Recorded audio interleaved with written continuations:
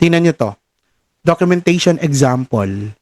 The difference between objective and biased documentation.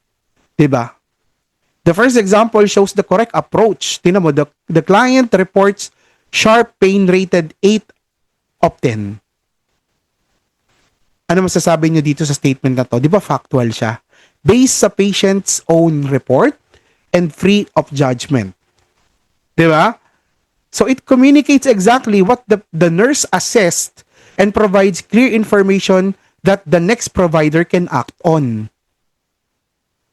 The second example naman po, tingnan mo. Client seems dramatic about pain. Tama ba yan? Ito yung mga dapat mong i-avoid, no? Yes, once again, it reflects what? Grabe ka, tingin mo, dramatic siya. No, personal judgment mo yun. Uy, mali po yun. And that is not clinical data. And because kung yan ang pinairal mo, it can influence how the next nurse, yung ka-endorse mo, kanino mang kapalitan mo, sino man nagbibigay ng care sa pasyente or sa doktor, kung anong respond po ang ibibigay nila sa client. Di ba? Yes. So biased documentation like this can lead to undertreatment, misassessment findings, and unequal care. Kaya pag nagcha-chart tayo, always describe what the patient reports and what you objectively observe without labeling or interpreting behavior. Naintindihan? Neutral, accurate documentation supports, once again, safety and equity.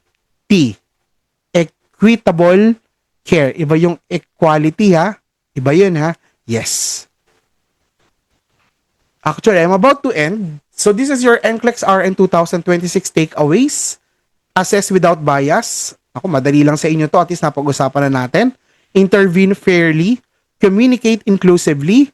Support equitable access. Advocacy.